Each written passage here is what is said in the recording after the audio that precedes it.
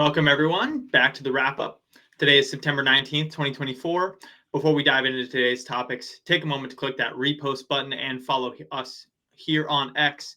If you haven't already, it helps a ton and ensures you won't miss any of our upcoming content. And also, please remember, what you hear in this podcast is really just our opinion and not professional financial advice. We're not experts.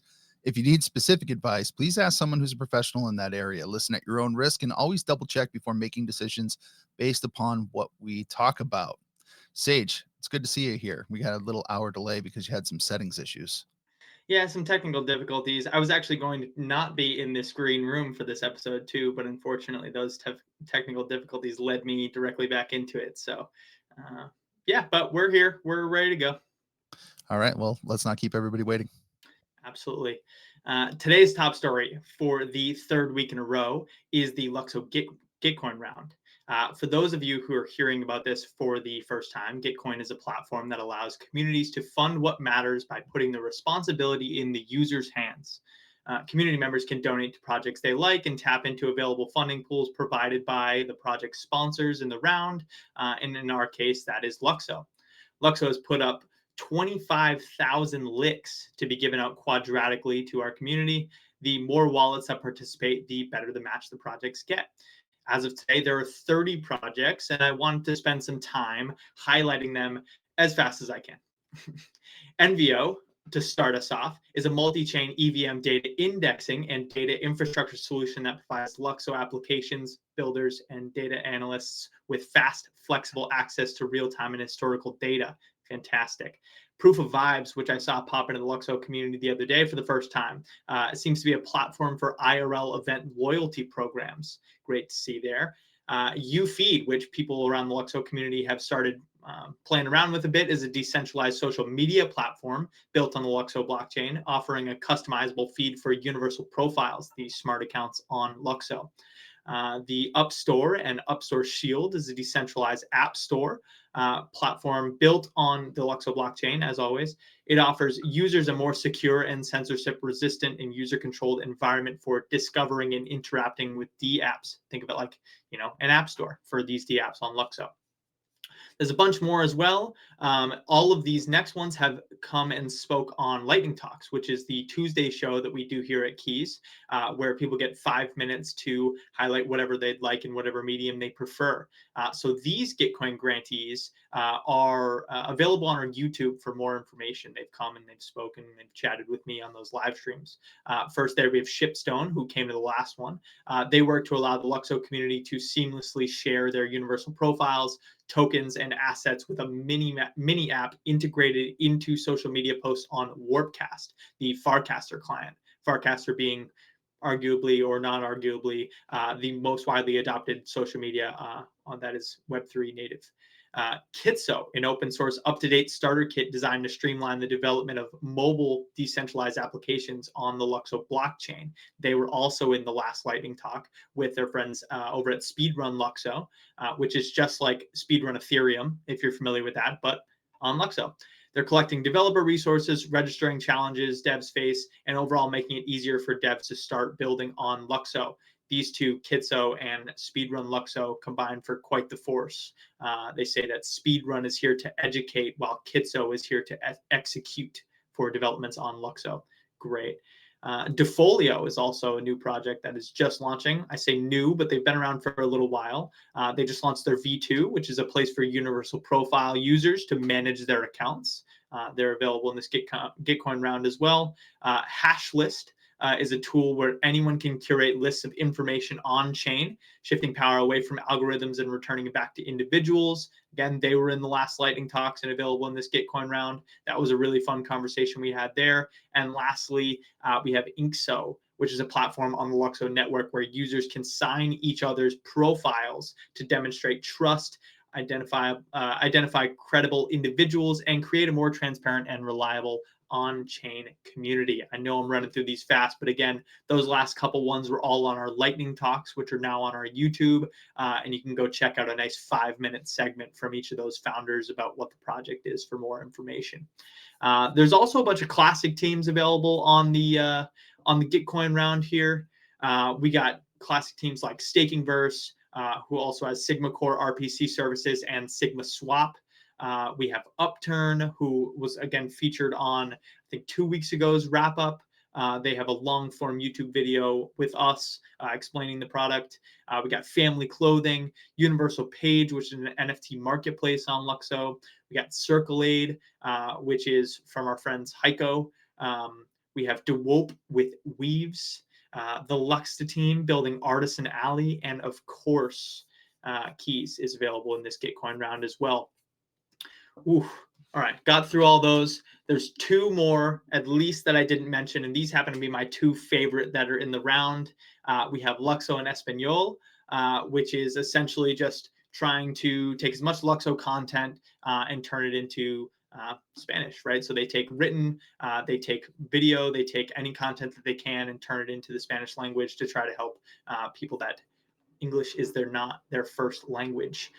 These guys, I know Antonio is behind them. I'm sure Chella is helping out, Bialelo, some of these guys who have been around the community for years now that have helped at KEEZ, have helped all around the ecosystem. And this is a great initiative to see. My second favorite is Save the World by the man James over there. James is planning to set a Guinness World Record for the longest uninterrupted improvised guitar solo. He's come on Lightning Talks before as well. He's jammed that guitar. He's already has a venue for it in Tennessee. He's ready to go. He's got dates. And it's very exciting to see. He's made one attempt and got over the times. It wasn't an official attempt, but he'll be making his official attempt in February, and it'll be great to see some people supporting him there. On top of everything I named here, there's a couple others sprinkled in there. So make sure to head to the Gitcoin page and check out all of them. Again, the way this Gitcoin round works is it's not about how much you give, it's about how many times you give and with how many wallets. Wink, wink. So as we come to a close on this Gitcoin section, we're going to turn it over to ETH here, who on X last week was damn near demanding for information regarding stablecoins on LUKSO. This segment here is brought to you by that, ETH. Yeah, brought to you by the angry guy in his basement. So we'll start here. Let's just show the image. This image may have triggered me the other day because we've got the Sui network integrating or partnering with USDC and getting a native integration with USDC on their chain. If this is triggering you right now, then let's discuss why that might be so. For me, I think it had to do with this aspect of like not talking about the quiet parts and like really getting them out loud, right? So for me, silence means that the truth is like the silence really from the LUKSO account meant that the truth's inconvenient. For whatever reason, the gatekeepers of that truth thought we couldn't handle it. Now, this is me being intense. Am I intense? You're damn right I'm intense. I can't stop being intense. I like camping. That's a joke for Sage. You might have got it. Could be laughing off screen. Who knows?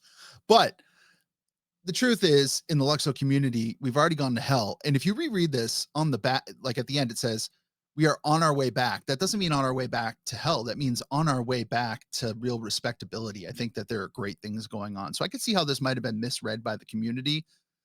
What I'm begging for and what triggers me is the lack of radical transparency around the discussion. This discussion about difficult things like stablecoin integrations or really anything can be had in public, but we don't have those things in public. And that's what bothered me. I said, hey, I got some DMs. I won't tell you from who, but I agreed. You know what? I'm going to walk this back and I'm going to actually talk about it on the wrap up because that's far more productive than the guy in his basement popping off on the timeline. So with that being said, I'm going to say the silent parts out loud, and I'm going to talk about stablecoins a little bit. So first, let's examine the size of the stablecoin market currently on, and this is across all chains. Stablecoins make about, there's about $171 billion in stablecoins that are floating out there in the crypto market cap. Tether, you can see, has almost 70% of the dominance. It means Tether makes up almost 70% of that market cap. That's fairly significant. If you're wondering how much of the total crypto market cap that is at this exact moment, that's about 8% of the total cryptocurrency market cap is wrapped up in stablecoins. I just checked, I don't know, within the last half hour, and I want to say the market cap for all of cryptocurrency at the moment is about 2.1 trillion, almost 2.2 trillion. So you can see stablecoins are a significant factor in this market. I went digging. You can see this source is DeFi Llama. There's another great source, stablecoins.wtf. And from there, I bring this up because you can see just the listing by market cap of a number of stablecoins. And this list is significantly longer than 10, but you're just looking at the top 10 there. The top 3 stablecoins really dominate the market, and they're holding an impressive 93% of the total market share. There are also different types of stablecoins. You can see in the second column under the mechanism header, right? We've got fiat backed, crypto backed, algorithmic, hybrid. Okay. We can dive into these different types of stablecoins at a later date. But for now, I recommend you checking out stablecoins.wtf. It seems like a great resource to deepen your understanding as you continue your crypto journey. But let's focus on Tether as an example because it is the dominant stablecoin. If you want to transact using its stable value, Tether is currently supported on 75 different blockchains. Some you may recognize, other might be less familiar. But how exactly does Tether get onto these chains? Well, there are 2 primary ways. One is through a native deployment of the Tether smart contracts directly onto a chain. The other method involves bridging, where the tokens are wrapped in a smart contract specific to the new chain. Let's look at the first option, the native deployment option. Where is Tether natively deployed right now? Well, it's live on blockchains like Tron, EOS, Liquid, I don't even know what that is, Algorand, Bitcoin Cash, Bitcoin itself, Solana, Polkadot, Kusama, Tezos, Ton, and of course, Ethereum. Notice I didn't name 75 chains there. That means a lot of other chains are going to require a second method. If we're looking at the native deployments, well, each of these deployments require Tether to integrate with the respective chain's token standards. For instance, we all know the ERC20 token standard on Ethereum, especially in the LUKSO community. We reference it all the time because Fabian had a hand in writing that thing. Did you know that the same token standard allows Tether to extend natively to other chains as well because it's such a widely used token standard? Other chains that benefit from that token standard are Avalanche with a native deployment, as well as Cosmos, and that's via the Inter-Blockchain Communication Protocol, the IBC, that is specific to the Cosmos network. And if you're wondering what the IBC is and why I might mention it, well, stick around because later in this talk, I'll explain how this ties into LUKSO, or actually more specifically, Martin Koppelman will from Gnosis. For now, let's stay on the topic of the native deployment. In the case of LUKSO, a native deployment would mean that developers would need to study and integrate the LSP7 token standard into their stack. And here's the reality. This is the unspoken truth. This is the silent part nobody wants to say out loud. It costs money. In fact, significant resources would probably have to be put up by the LUKSO Foundation to fund this integration, and it's probably not cheap. And at the moment, they're probably prioritizing their money spent in other places because, as Sage pointed out to me yesterday in conversation, what the hell are we going to even do with stablecoins at the moment? We need to build more things. Fair enough, dude. Given all of these critical factors, bridging seems like a more practical option for LUKSO because that's how Tether is getting to a lot of those icons on the screen there that you don't recognize. Here's the thing though, with traditional bridging, you're not holding the actual Tether tokens on the new chain. Instead, you just have a redeemable coupon for the real tokens, which remain on the original chain of deployment. And this setup introduces potential security risks. We're going to dive into some of these risks again a little later in the show, but for now, let's take a brief detour to look at a very specific Ethereum L2 called Base. Everyone talks about Base. Base seems to be at the forefront of people's minds, and Base is developed by Coinbase. It offers some clear advantages over many of the other L2s and even some other L1s, right? Some of those being seamless asset transfers, easy fiat on and off ramps, and better liquidity. But what's the cost of that? Base Chain's tight integration with Coinbase, with the Coinbase exchange, really creates a significant centralization vector and centralization risk. With Coinbase controlling its governance, does that alone compromise its decentralization? I don't know. I won't enter an opinion there, but I want to leave that rhetorical question in the air for you to consider.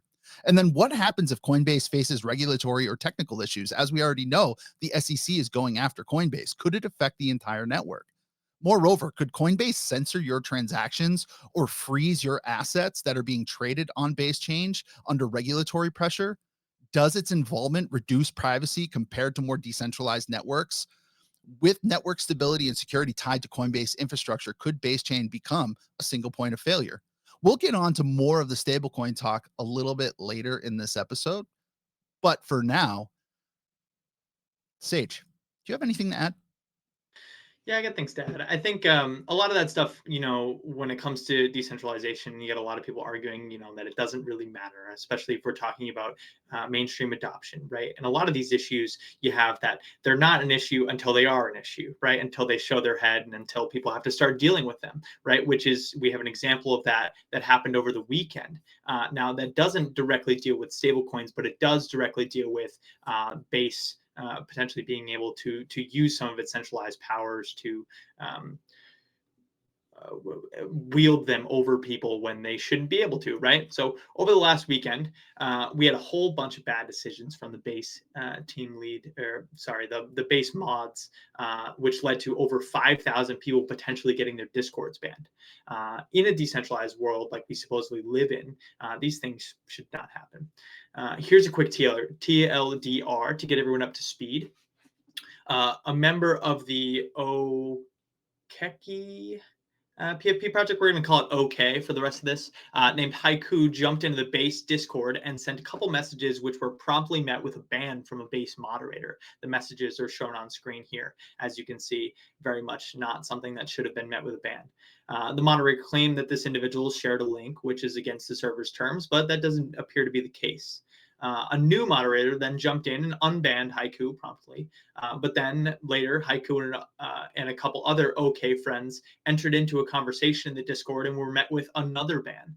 This time, the moderator claiming that raids were against terms, right? They simply were having a conversation with multiple people sharing the same PFP in this 400,000 member Discord that had no activity on the weekend, and the moderators assumed it was a threat of a raid. A couple more bans happened for some terrible reasons, like emoji use and emoji reactions and responses made, etc. Not very based, if you ask me. And a couple hours later, these OK community members were banned, were sent a notice that their Discord accounts had been restricted. And not only that, was the OK Discord was completely gone, right? So these members that were in that OK Discord had received this account restriction, and this restriction included everyone that was in that OK Discord, including people who weren't even in the base Discord, right? So you had people that had just joined that OK Discord, freaking out on Twitter, being like, "Why is my Discord banned? I use this Discord account for all sorts of reasons, both Web3 and not, and now because of some actions of this other Discord being base, my whole Discord is now compromised." Which is, it's ridiculous. And then Jesse, one of the core team members at base, jumped into a spaces with these guys and talked all sorts about free speech and this being a mistake. But to these guys, the damage had already been done. Now, Okaki is an up-and-coming PFP project on base built from the ground up and has been, up until this point, subjected to unfair actions that had led to widespread implications because a mod or two from base wanted to flex their centralized authority that comes to them with being attached to base. And for me, this raises obviously a lot of complaints and questions. But the biggest and most all-encompassing one was summarized well by the team at Common Ground. In this Twitter post here, you have the last one of the last sentence in that section. It says, "Are we too stupid to use our own industry native apps?" Now, we try and build for the future and we cry for decentralization. We yearn for self-sovereign accounts capable of hosting identity. And while these tools are readily available, we still spend our time building on Discord, risking our work, relationships, friends, and partial online presences. Now, I get that a lot of our world is on Discord, and it doesn't make sense to entirely abandon those things, right? It's the same issue that you see when you have Web3 native social medias. It's like, yeah, sure, it's in the arena and it's all of these things that we cry for, but if our friends aren't there, and if the bulk of people aren't there, ultimately, it doesn't make as much sense. However, Moral of the story here is don't just talk about it, be about it, right? If we're really about these things, you can download a universal profile, you can build your community on common ground, you can find a new home on LUKSO, and you can take control of your connections, right? And these are readily available and to use today. That would circumvent the issues that we saw happen on Base and in their Discord. Now, we're going to continue this narrative of prioritizing decentralization and kind of bashing on Base. ETH is going to now turn the conversations towards L1s and L2s, specifically when it comes to scaling Ethereum. Many in the space claim that L2s are the best way forward, but there are other options. Martin Koppelman and the team over at Gnosis Chain have highlighted a way that they and LUKSO can have a huge impact on that moving forward. Yeah, if you're watching this and you're like, damn it, ETH, you started with stablecoins and now somehow we've gotten over to L1s and L2 conversations. Trust me, it all ties together, and it ties together because the ethos of LUKSO, literally from day one, as put forward by Fabian Vogelsteller himself, is decentralization to the max. It is leaning. Yeah, give me a second there, Rob. It's leaning into this idea that we're not going to compromise ourselves in any way, shape, or form, that this world around us is filled with attacks, and that we have to protect ourselves from vectors through which these attacks could actually damage this ecosystem.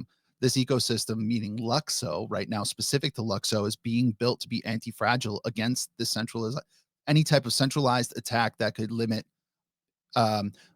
your interactions. That could be censoring free speech or censoring actual value transacted on chain.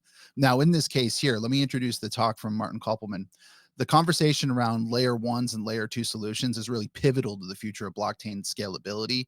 Ethereum in particular, as Sage said, has embraced a roll-up centric roadmap to address its block space limitations.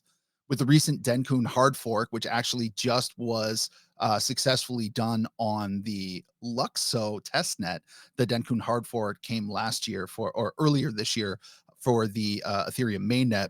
A substantial amount of affordable block space from Ethereum's L2s has now become available, and that makes a significant step forward for overall scaling.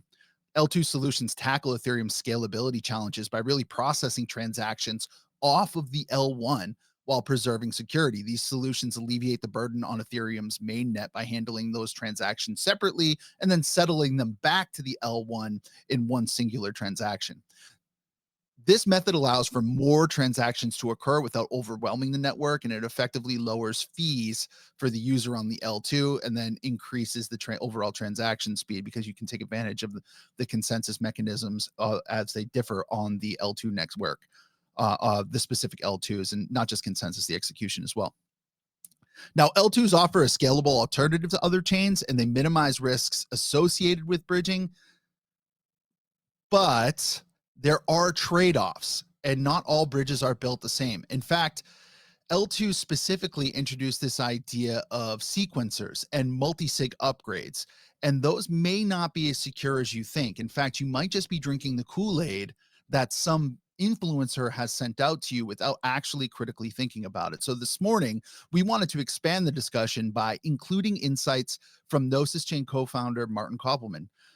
We've selected 3 key clips from his ETH Denver 2023 talk where he delves into the technical limitations and risks of L2. Now, this is a topic I previously touched on during that stablecoin discussion. Martin also proposes an alternative scaling strategy, which he calls the Ethereumverse. Now, the Ethereumverse really could encompass any and all L2s or alt L1s that are attached to Ethereum that use the EVM. But I think in this context, it becomes more clear what we're trying to say about the Ethereumverse as we look at an alternative method for Ethereum scalability. So what is a centralized sequencer? It's essentially one entity that can produce blocks. They cannot just straight steal your money, but they still have a lot of power. So what they easily can do is say, your transaction I don't include. I censor this transaction. Or your transaction I take a little bit higher fee, or this application I treat different. Very, very obvious example is Base. Don't get me wrong. I really think Base is a great improvement over the status quo. Users having their assets on Base is much better than users having their assets on Coinbase. But you should not mistake this L2 for a credible neutral platform. If they wanted to, they can easily combine a DEX with the centralized order book, and they can do so because they control the sequencer.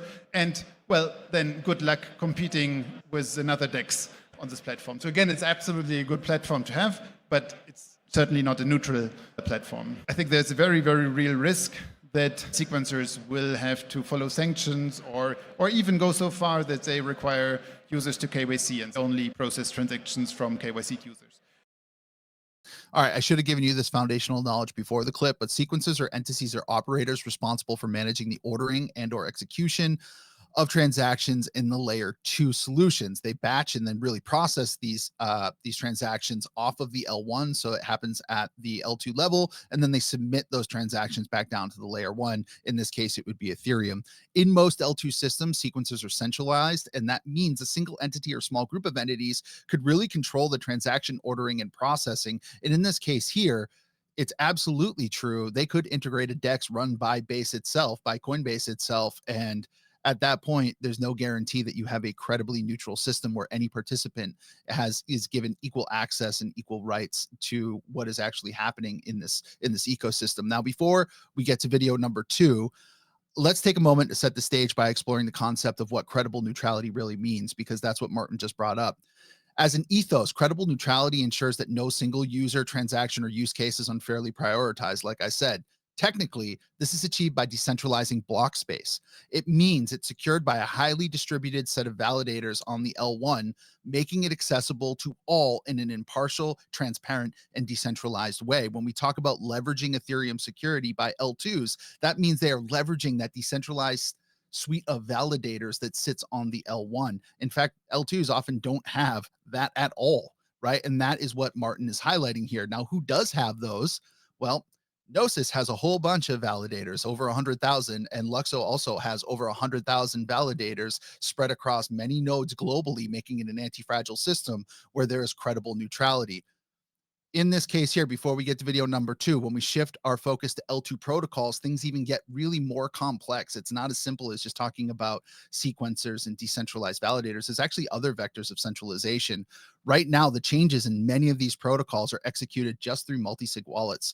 That's a practice that really raises concerns about centralization. And the clip you're about to hear discusses how these multi-sig upgrades could potentially introduce centralization risks in systems that aim to really, honestly, LARP, maybe that's too harsh, but really LARP as credibly neutral. So the L2s that exist right now do actually not bring the security guarantees they're supposed to bring. In fact, they are upgradable by a multisig, so essentially you're trusting that multisig and you're not trusting the actual mechanisms. And they will probably have to keep that for a long time. And that is because Ethereum itself is not yet stable. And in fact, this is a quote from Danny Ryan. He himself is not expecting Ethereum to stabilize or kind of to ossify in the next 5 to 10 years. So it very much seems like Ethereum will continue to change. And that also poses a challenge to L2s. If you're building an L2, you will likely have to have upgrade mechanisms for the case that Ethereum itself changes. So it is in conflict with the idea that the L2s are as trustless as hoped. Yeah. So just very specifically here, although LUKSO, because we talk about LUKSO a lot on this podcast, although LUKSO also is going through protocol upgrades, in order to get a protocol upgrade through, it requires all of the node operators and validators across this decentralized network to upgrade, right, in this kind of decentralized coordination effort, which is very, very difficult to do, to accept these changes. It's not a small entity, a small group of people that are going to make a decision and then upgrade the platform, which is in potentially securing your value. Here, you're going to need a lot of people to come to consensus around that this is a good idea to move it forward. That is what we mean by credibly neutral, right? You're going to come to consensus, a large group of people here. Now, clip 3. This brings us to the concept of the Ethereumverse. And like I mentioned, Ethereumverse could be extended across anything that interacts, that anything that could claim that it's an EVM. However, in the case of Martin, he's talking about it as an alternative scaling approach to the block space, and one that LUKSO can become a key player in. In fact, LUKSO just happens to be a beacon chain based EVM, one of currently 3 that exist. So much effort is put into comparing ourselves to scaling solutions that share their sameness, right? We're comparing ourselves to Base, we compare ourselves to Arbitrum, or we compare ourselves to Optimism. But it's important to recognize that the path that Gnosis and LUKSO are on is not characterized by that sameness, and it warrants more public discussion about the unique advantages that they offer. So let's check out that third video. The proposed solution is, yes, we do need L2s. It's not about saying we don't need them, but we also need more decentralized L1 block space that actually offers credible neutrality. We are quite proud that Gnosis is very deeply integrated in Ethereum, and we see Gnosis as part of the what we call Ethereumverse. We now can actually have very secure zero-knowledge based bridges. We have a very secure way to read the state from Ethereum. That's absolutely a game changer, and that essentially combines the ideas of Cosmos with the idea of Ethereum. Now, essentially, we can have the same interoperability for what we call the Ethereumverse. The conclusion of the talk is L2s can leverage the decentralization. So we have this great decentralized chain Ethereum, and we can leverage it with L2s to create essentially more of that block space, but that leverage has limits, and therefore we cannot stop to invest in decentralization, and we need to produce more of this, what we call credible, neutral block space, and that's essentially the mission of Ethereum. We have a saying, Sage and I have shared for a long time, don't talk about it, be about it. And that has become part of the KEEZ ethos. Don't talk about it, be about it. Now, when we look at, when you take a moment after this episode ends, scroll back to the side of the slide that is showing the Ethereumverse when looking at alternative scaling through L1s, and what you'll see is the Hashi bridge. Now, Fabian has mentioned that LUKSO is actually using Hashi, building a specialized bridge. And this takes us back to our stablecoin conversation that will allow stable value to move on to the LUKSO blockchain. And it has to be a custom integration, because as that value moves on to the LUKSO blockchain, we want those tokens to be usable by universal profiles. And the only way that that happens is if we wrap that stable coin inside of an LSP7 container, right? We wrap it up. And in that way, it is now leveraging all of the fun tools that we've come to know and love, specifically the universal receiver and all of the reactivity that comes with it. Now I'll give you my closing thoughts. Radical transparency is the only way forward. I love that. Radical transparency is the only way forward for building credibly neutral systems. This transparency must also extend to how teams interact with the public and how us in the community, in the public, interact with each other. This is why I got so intense. This is why I got so pissed off when I saw that tweet from the SWE network. It had nothing to do with the SWE network necessarily. What it had to do with is this idea that we don't say the quiet parts out loud, and we don't expand into public discourse these really important parts of the conversation that otherwise remain hidden. In fact, bringing difficult discussions into the open only strengthens the community's ability to tackle the monumental challenge of coordinating at scale. If we want to upgrade the protocol, then we broadcast to everyone that you need to have your nodes ready at this time, because it's a coordination effort. If you go back to the interview with Florian last week, we talk about the challenges of coordinating at scale.